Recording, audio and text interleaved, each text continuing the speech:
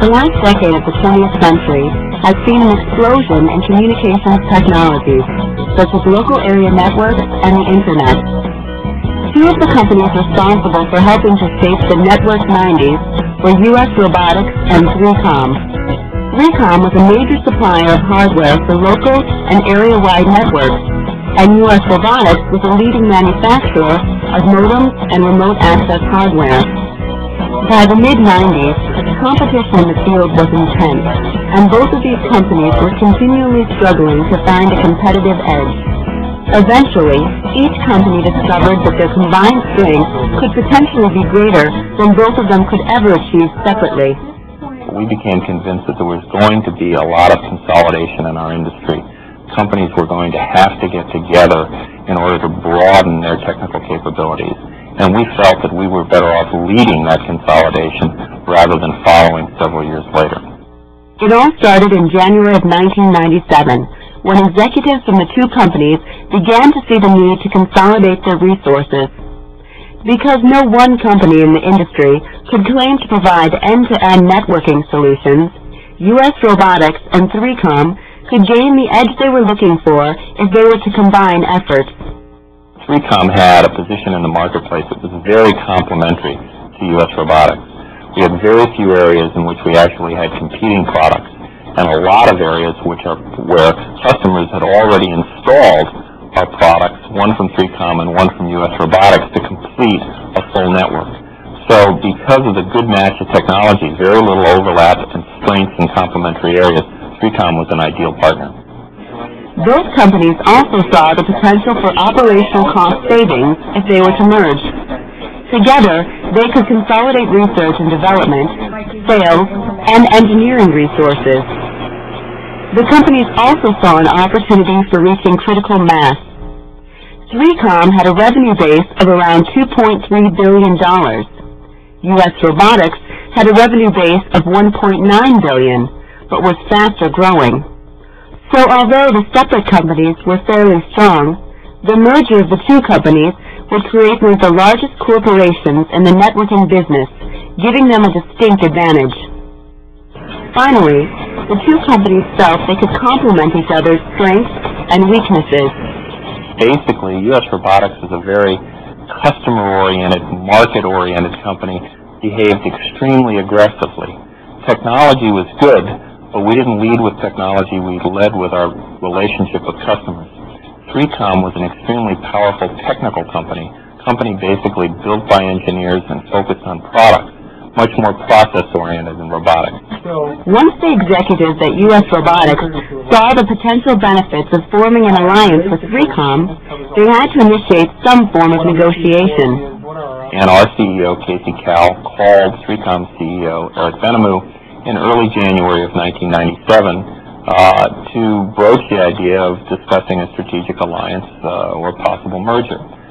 Eric responded favorably, and a few key managers, 3 from the robotics side, 2 from the 3Com side, met for dinner a few weeks later. This meeting between senior staff in both companies was only the beginning.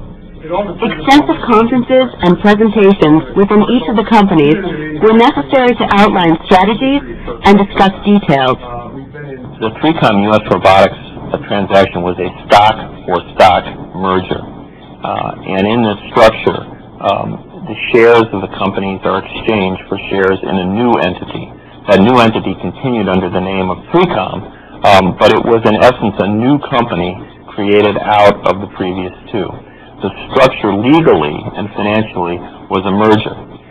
And that structure is important because it allows for pooling of interest accounting when United States companies do this. The two companies proposed a stock trade to their shareholders. But in the stock-for-stock merger, what's important is the exchange ratio between the companies. Essentially, how much of the new company the shareholders of either one of the pre-existing companies own. In the U.S. Robotics 3Com transaction, the exchange ratio, which is the thing that really gets negotiated between the parties, was 1.75 to 1. A U.S. Robotics shareholder got 1.75 shares of 3Com for his 1 share of U.S. Robotics. And the net result of that is that the shareholders that owned U.S. Robotics before the deal owned 48% of the new company, and really translates to pretty close to a 50-50 merger, and that's usually what you're looking for in a merger of equals. Once the terms of the deal were outlined and communicated to the stockholders, the companies entered a waiting period as required by U.S. antitrust laws. These laws are designed to protect against unfair monopolies. Between the time of the announcement and the time of the closing, very restricted in terms of the amount of information you can exchange between the companies. First, you have to get the clearance from the government. But secondly, until the deal actually happens, you can't be sure that you'll close. And therefore, it's very difficult to give a potential competitor or even someone operating in the same space confidential information about your company. During this waiting period, there are a substantial number of legal matters to be resolved. But in the case of U.S. Robotics and 3Com, they went through these 3 months without a glitch. The waiting period expired in April of 1997, and the final legal matters were resolved by June. Finally, on June 11th, the moment of truth had arrived. The stockholders of each company had to approve the terms of the merger by vote. In separate votes, the deal was approved. In less than 6 months, their 2 companies had become one. Executives of the new company were eager to implement the outcomes of their merger. First, they consolidated some of their business units. This achieved economies of scale in manufacturing, purchasing, and facilities. There were 3 principal benefits of the 3Com U.S. Robotics merger. The first was the ability to create an integrated, converged product line. By putting the 2 companies together, we were able to take products that were complementary and link them through common features and software management to create a fully integrated system to deliver to customers. The second was, because of putting the 2 companies together, we freed up resources that would have been dedicated towards developing products to compete directly against each other, and we were able to refocus those on new, fast-growing, emerging product areas. The third was global foundation. U.S. Robotics was principally a North American and European company. 3Com was much more global and had a much stronger position in Asia Pacific. By combining the 2 companies, we were able to establish a new company that had really global scale and could satisfy customer needs anywhere in the world. The formation of the new 3Com was not without its challenges. As much as merging companies try to prepare for every possible contingency, there are always unforeseen situations. In the case of U.S. Robotics and 3Com, the new combined corporation had to integrate the corporate cultures of the 2 former companies. We were aware right from the beginning that there were big cultural differences between the companies, but we really weren't aware enough of how difficult it would be to execute after the merger and forge a new culture from those 2 companies. That's probably the biggest leadership challenge of all when putting together a merger.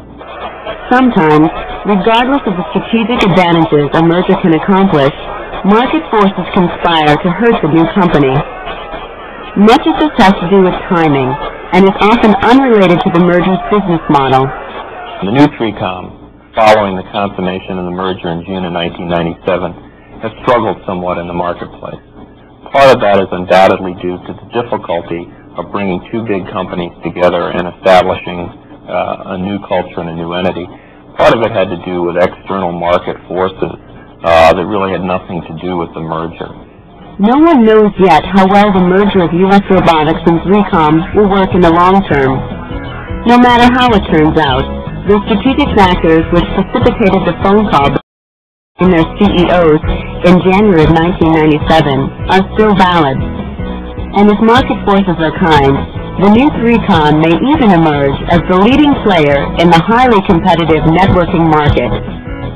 The jury is still out on exactly how 3Com will end up in the marketplace, but I believe that the fundamental reasons the transaction was executed are still as true today as they were when the deal was done, and the potential of 3Com to be a market leader is absolutely enormous. Tricom is a company with tremendous strength.